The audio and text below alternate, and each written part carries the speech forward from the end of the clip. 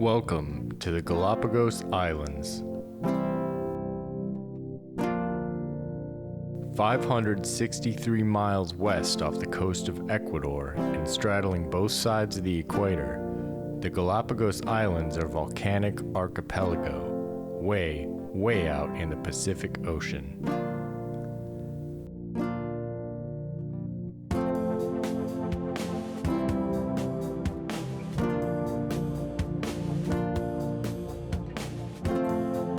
Out here in the middle of nowhere, life is a little different, but there sure is a lot of it. Hundreds of species of endemic plants and animals call Galapagos home.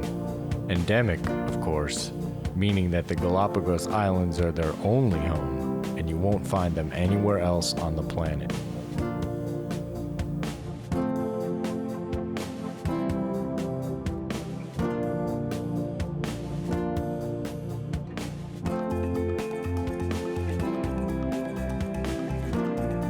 For 2 weeks in November and December of 2021, we invited ourselves to explore this spectacular alien wonderland, to observe some of these fascinating creatures.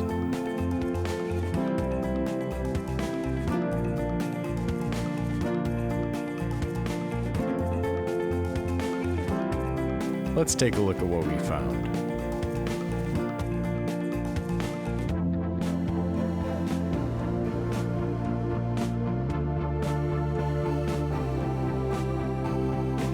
This is a turtle.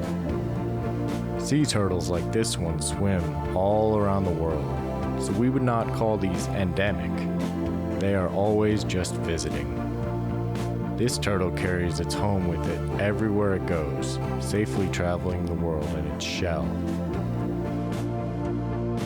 For sea turtles, the Galapagos Islands are just another pit stop in an unending voyage. Look at the flappy arms and legs. These flaps are made for swimming, because that's what sea turtles do. They swim. If it's swimming and it has a big shell like this, it's probably a turtle.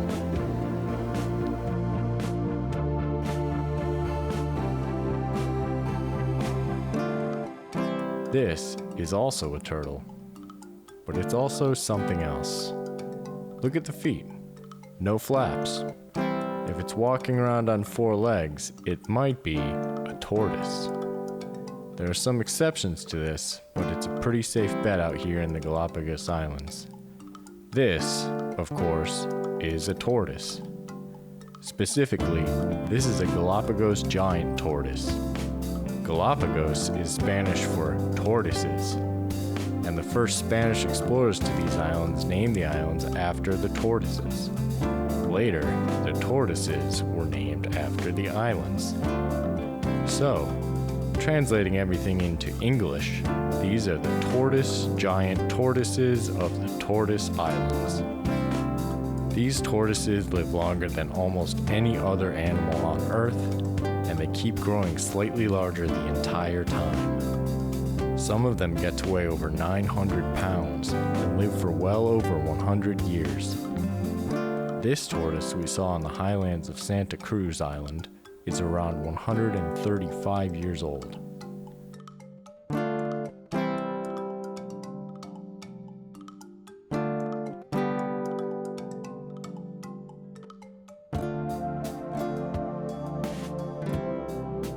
These tortoises have no natural predators, and there would be at least 10 times more of them alive today if human beings didn't kill so many of them for so long. Pirates used to like the tortoises as they were a very slow-moving and low-maintenance source of fresh meat and water, especially on long voyages to find buried treasure or whatever it is that they were doing. Today, the tortoises are treasure. There are special protections in place now so that the remaining tortoises won't be bothered by people, which is nice. Unfortunately, climate change due to industry has and will continue to warm the Earth, and this threatens the future of the tortoises. Why? To give birth, tortoises lay eggs. Whether a baby tortoise emerges from its egg as a male or as a female depends on the temperature of the nest. Warmer temperatures produce female baby tortoises, and cooler temperatures produce male baby tortoises.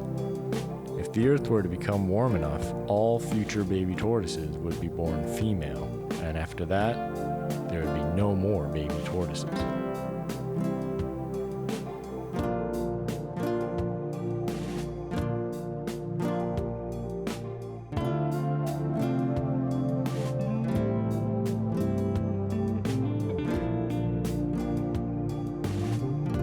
But how are baby tortoises made?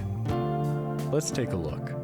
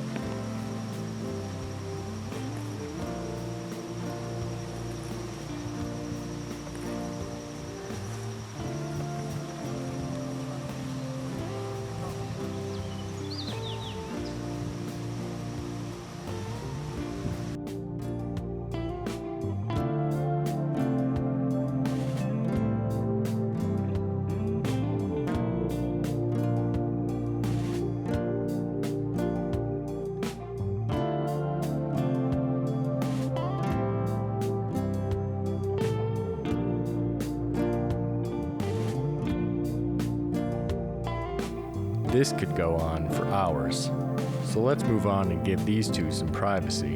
There's much more than tortoises to see here on the Tortoise Islands. Look, another turtle.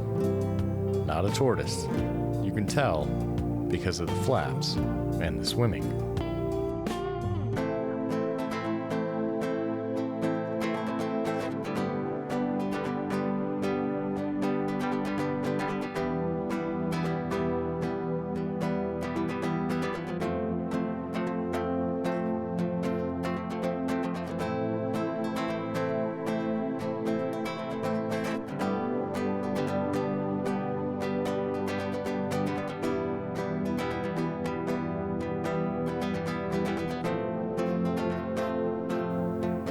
This is not a seal. This is a sea lion. One way to tell at a glance is by looking at the ear flaps. Look at those flaps. Seals don't have flappy ears. Also, it's helpful to know that there are not really any seals in the Galapagos, only sea lions. There are fur seals out here, which look a lot like sea lions, but I don't think we saw any. If you see any fur seals in here, send me an email so we can make it right. But there are many sea lions out here living in large colonies. Seals are not quite as social, so if you see a big group and can't get a look at their ear flaps, it's probably a group of sea lions flapping around. If you're anywhere near water, it would be difficult to avoid seeing or hearing some. They are all over the place. Sea lions are able to travel great distances, so even the Galapagos sea lions are found elsewhere, including mainland Ecuador. The Galapagos sea lions are the smallest species of sea lions, and they seem generally happy to swim with and bark at visitors.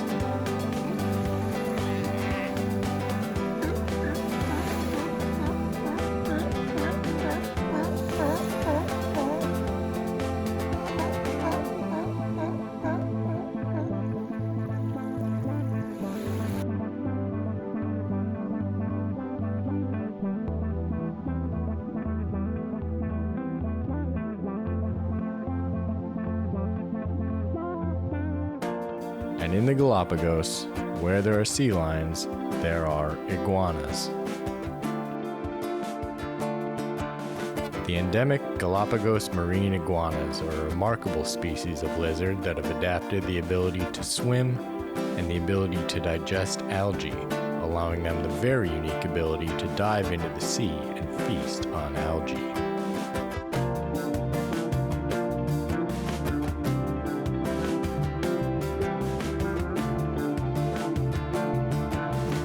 Outnumbering human beings in the Galapagos by about 10 to 1, they can be seen just about everywhere out here where there is water nearby.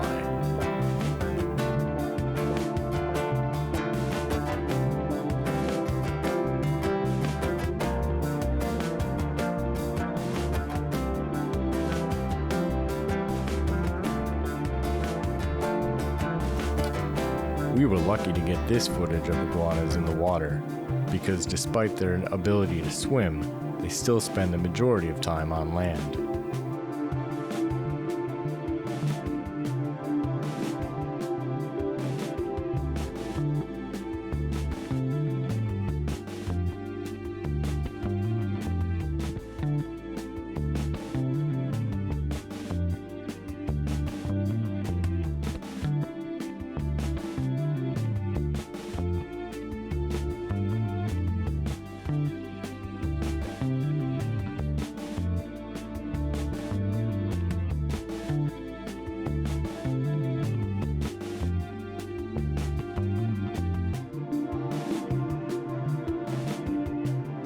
Most often, they can be found basking in the sunlight, cooking their food.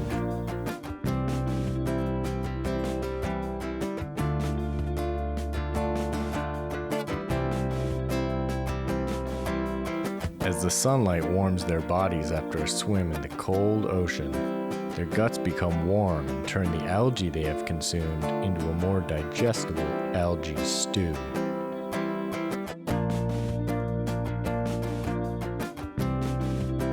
Occasionally, they will appear to sneeze, but it is not because the low water temperatures have given them a cold. This is just their way of expelling salt from their systems. Oh, yes. He's got a snot rocket. Oh, he sprayed on the camera? I hope so. They can often be seen wearing dried salt deposits on their faces, appearing as white splotches.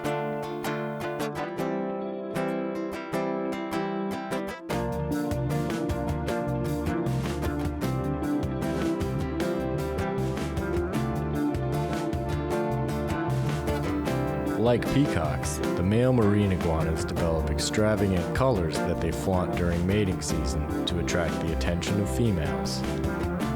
Despite this, Charles Darwin referred to the marine iguana as a hideous-looking creature, of a dirty black color, stupid and sluggish in its movements. I disagree. I think they're marvelous, and that their adaptations indicate that there's nothing stupid about these iguanas. In fact, just the opposite. They have found an entirely new way for lizards to thrive. We can't all have magnificent beards like Chuck Darwin, but I'd like to think that modern scientists have evolved beyond referring to any wildlife as hideous.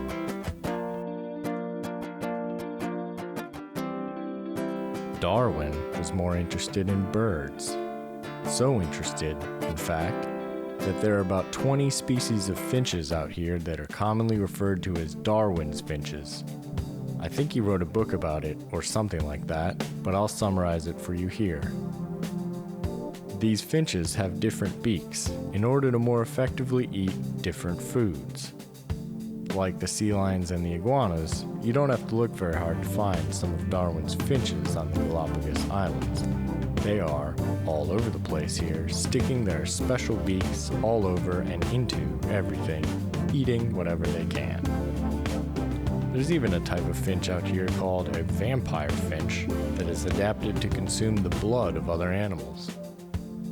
We didn't see any vampire finches, but I did get this footage of one of our guides, Wilmer, in a spooky lava tunnel.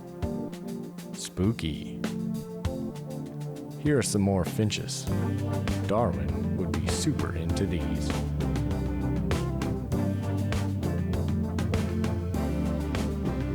This bird is not one of Darwin's finches. This is called a yellow warbler. Why? Because it's yellow and it warbles. I'm not entirely sure what warbling is, but I think it has something to do with the sounds they make. I'm not really as much of a bird person, but maybe Chuck Darwin has a theory about warbling written down somewhere that you can find. There are plenty of birds out here, of which Darwin's finches might be the least interesting. Let's take a look at some more interesting birds.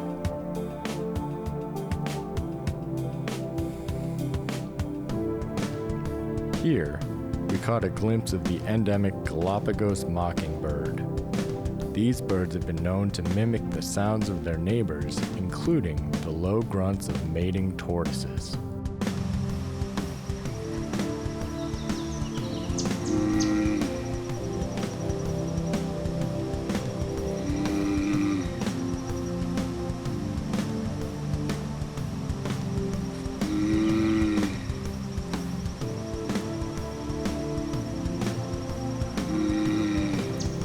Like boobies? Take a look at these boobies. Specifically, these are blue-footed boobies. Do you want to guess why they got that name? It's the feet. They are blue. They are blue because of the diet of the boobies, consisting primarily of fresh fish. When choosing a mate, a female booby will look for the male with the bluest feet, because this is a sign that this booby is excellent at finding food. When a male booby is attempting to find a mate, he will wave his blue feet around, inviting females to take a good hard look at just how blue his feet are. This young booby is much too young to be mating. As you can see, the feet have not yet turned blue. Blue-footed boobies can be found outside of the Galapagos Islands, but about half of the world's population of them live here.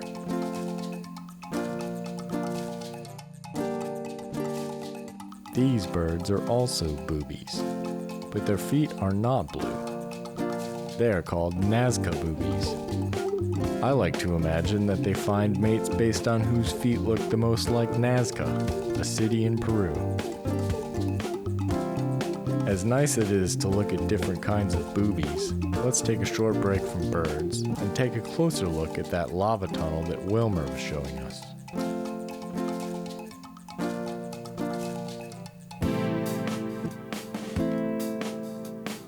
This lava tunnel is one of many found on the islands. Occasionally, new eruptions from still active volcanoes cause the tunnels to collapse. This one partially collapsed a couple of years ago. One time, when he was younger, Wilmer got stuck on a fishing boat in the ocean for 2 or 3 days.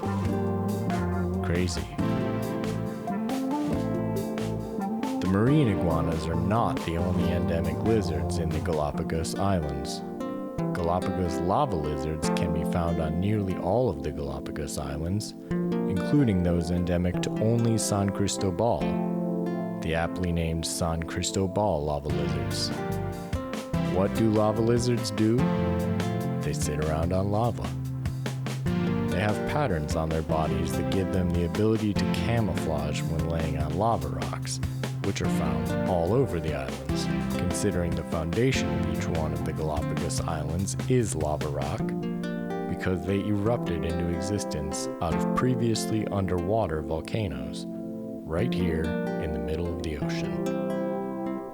Anyway, so the lava lizards, which sort of look like tiny camouflaged iguanas, spend most of their days hanging out on lava rocks, blending in as they have adapted to.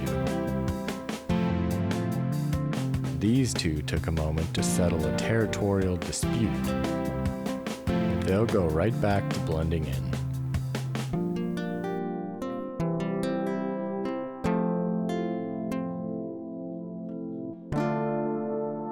They have their reasons for wanting to go unnoticed. Today, only about 300 Galapagos Hawks exist on the planet. We were quite fortunate to encounter this curious young hawk during a hike on Bartolome Island. Beautiful. Above us, it hovers, scanning lava rocks for signs of life, especially lava lizards. The hawks and the lava lizards do have one thing in common, as they are both happy to feast upon these. Large painted locusts, another species endemic to the Galapagos Islands.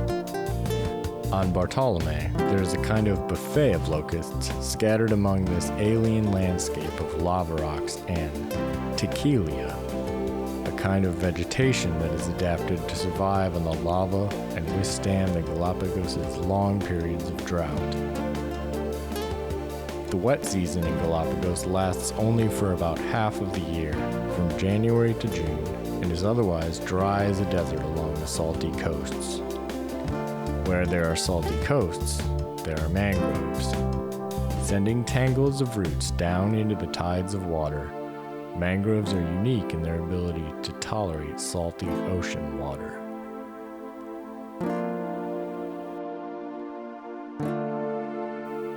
The lava cactus is another plant that is endemic to the Galapagos Islands. Can you guess where they grow? Lava. They grow in lava. I've mentioned lava a bunch of times now, and I should clarify something. The lava I'm talking about is not liquid, hot, fiery, molten rock lava. It's old lava. Millions of years old. It emerged from the crust of the earth as piping hot ooze and fiery molten goo, but has had a lot of time to cool down, and now this cactus is living in it, and I'm walking around on it. Very cool. So next time somebody tells you that the floor is lava, don't run and jump right away. First, ask them how old the lava is. It could be some nice, cool, hard lava. All of this rocky stuff is lava.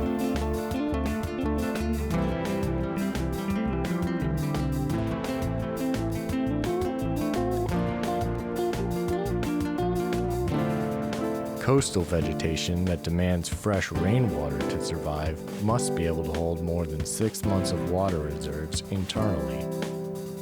A job well suited for the endemic Galapagos opuntia cactus. Many of these tree-like cacti are hundreds of years old, perfectly adapted to the yearly drought cycle.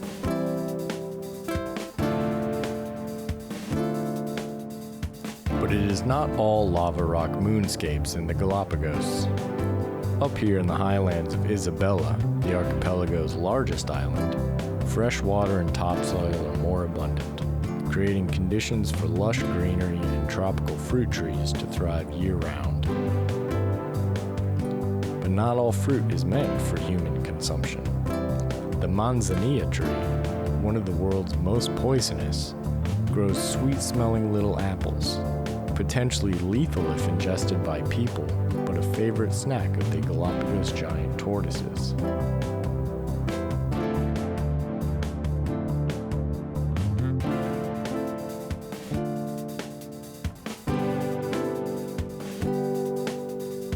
What could be more strange than islands full of giant tortoises feasting on poison apples?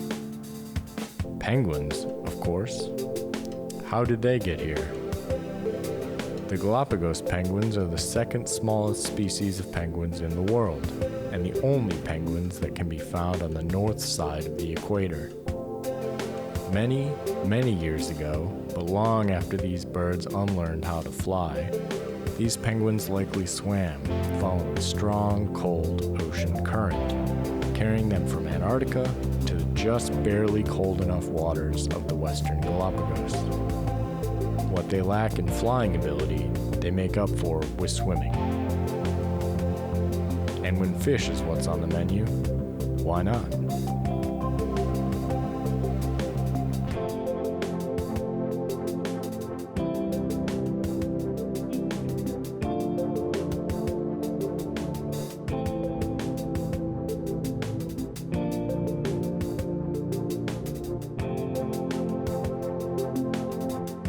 This small colony has made its home around Pinnacle Rock on Bartolome Island.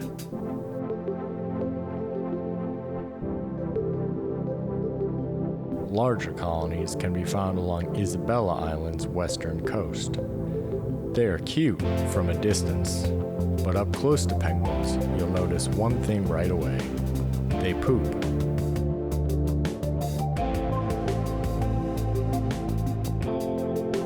A lot.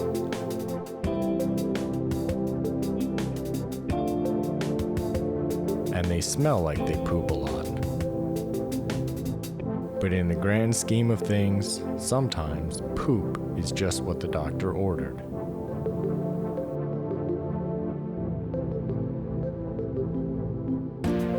Marine iguanas, on occasion, when algae is in short supply or when extra protein is needed, will feast upon the poop of the sea lions. Darwin's finches, with their specialized beaks, are not too special to eat various fruit seeds from the poop of tortoises. These two examples of animals eating the poop of their neighbors are something we like to call symbiosis. Symbiosis is the interaction between two organisms that live in close physical proximity to one another, typically to the advantage of both organisms. So the iguanas and finches get their food from the poop, and the sea lions and tortoises benefit from having a little bit less poop around, and everyone is happy together. Here's another example of symbiosis that we saw. A lava lizard consuming the dead skin on a group of marine iguanas. In this case, the iguanas are getting cleaned, and the lava lizard is getting a savory lunch.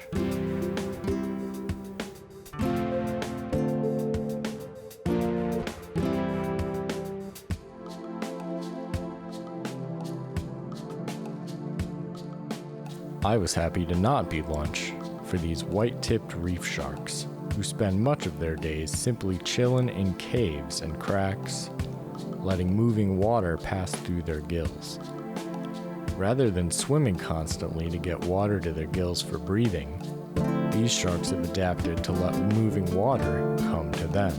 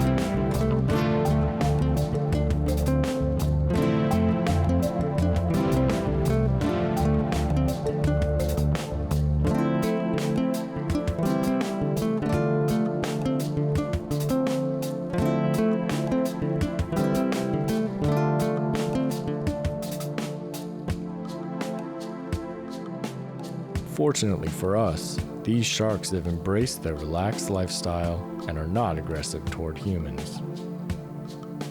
The Galapagos sharks, like this one, on the other hand, are known to occasionally snack on people.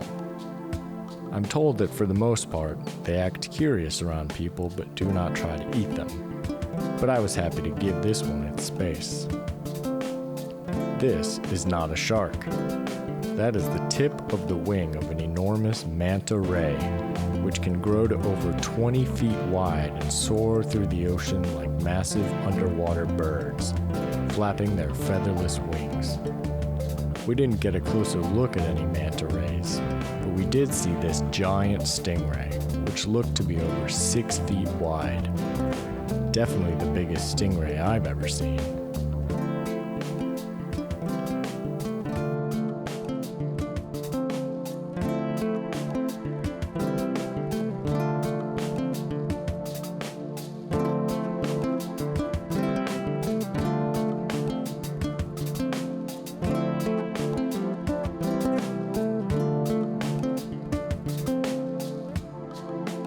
We were also fortunate enough to see a few spotted eagle rays. These eagle rays are excellent swimmers and are capable of leaping 10 or more feet out of the water, which is to say, better at flying than penguins.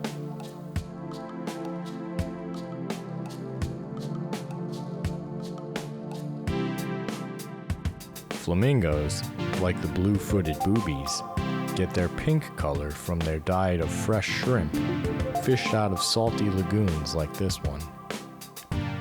With their long legs, snake-like necks, and large beaks, flamingos have adapted to be very efficient at accessing the feasts that wait for them in the mud.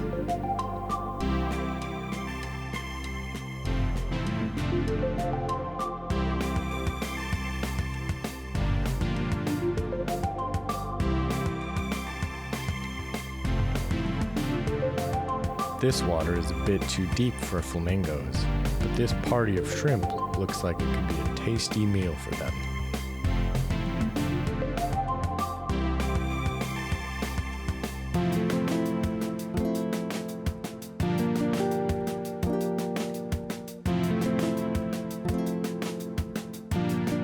This is a black-necked stilt. You can find them all over North and South America.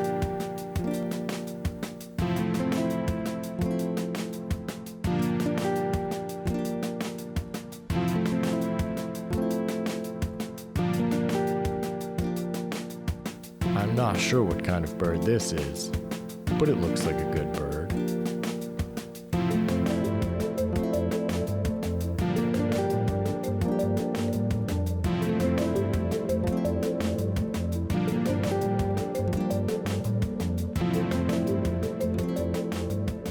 Here's a pair of white-cheeked pintail ducks. These are dabbling ducks, which means they get their food from the surface of water without needing to dive like other ducks.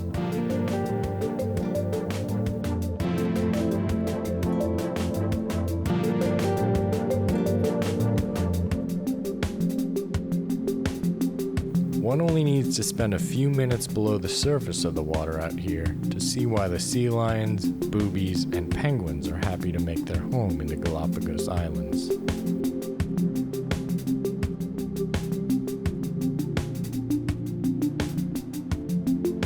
Fish. So many fish.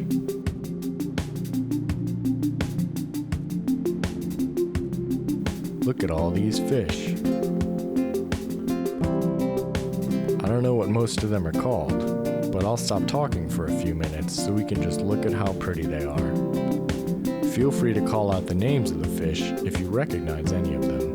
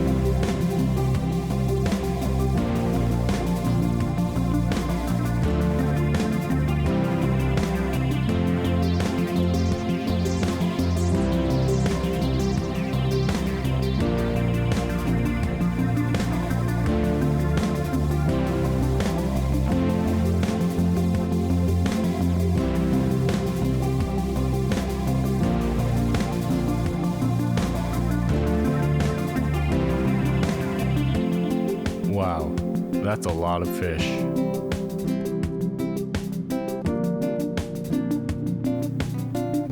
That's a seahorse. I know that one.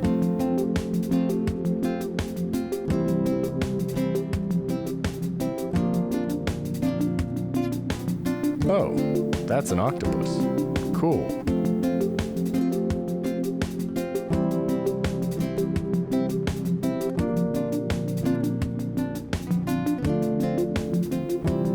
Gotta love turtles.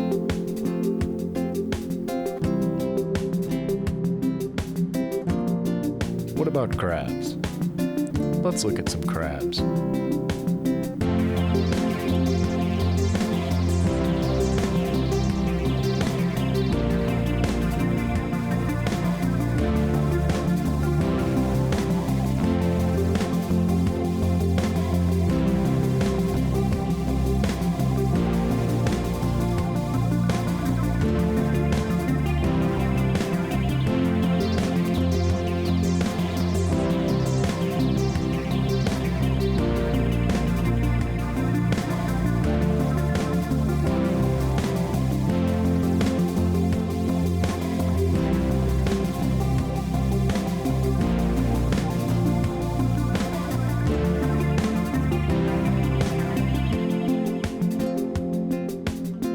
Here are some dolphins that we saw from a boat.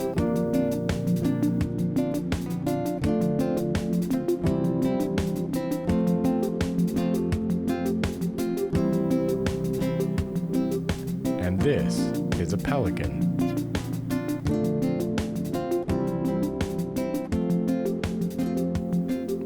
Turtle.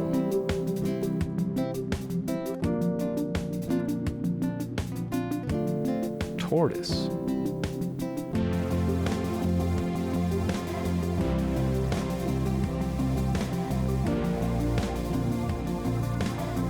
Turtle.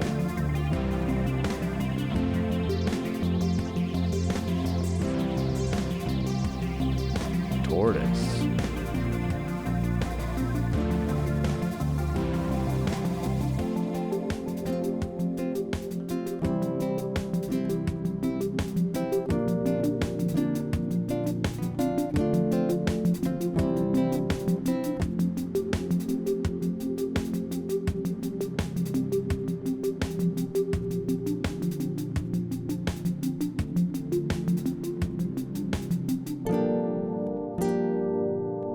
Look at this spectacular orange and blue coral. Despite how tasty it looks, people should not eat coral. In fact, people should not even touch the coral. Leave the coral alone and let it do its thing.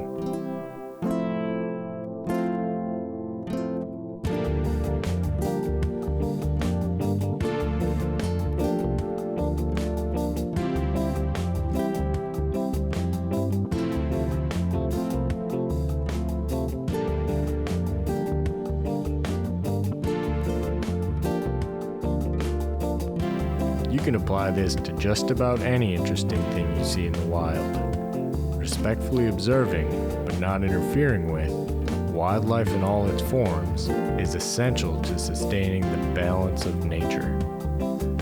I like to follow these few simple rules when I'm out adventuring. 1. Don't take anything. Whether it's a pretty rock, a shell, a tortoise, a fish, or a bunch of flowers, it's best to leave nature where you find it. If you find something you really like, take a photo of it and bring the photo home with you. 2. Don't leave anything. Littering is the worst. Never dispose of your trash in nature, no matter how big or small or difficult to carry to a proper trash can it is. If you see litter that somebody else has left behind, do the right thing and pick it up. Individual actions like this that benefit the collective of all living things are essential. 3. Don't touch or harass wildlife. It's important to keep a safe and respectful distance from animals, and to remember that they are not here for our amusement. these animals are not our pets or our guests. They play their parts in a massive interconnected web of all living things, and our role in that web is to allow them to do what they do best and not disturb them. These few simple rules can help us experience the awesome power of nature without ruining it for anyone else, or worse, negatively impacting the nature that we love to see. If we take, litter, harass, or touch, our relationship with nature becomes less symbiotic and more parasitic, meaning that the wildlife would be harmed while we benefit from it. Let's not be parasites. This concludes our time in the Galapagos Islands. We learned what it means for a species to be considered endemic, and we saw a lot of interesting and unique Galapagos wildlife along the way. We learned about and saw some examples of symbiosis, and went over a few rules for how our own relationships with nature can be more symbiotic and less parasitic. We even might have learned some things about lava. We hope that you had fun and enjoyed this adventure, and we look forward to sharing more of our beautiful world with you. We'll see you again soon, but until then, remember, none of this belongs to us, so please, enjoy, don't destroy.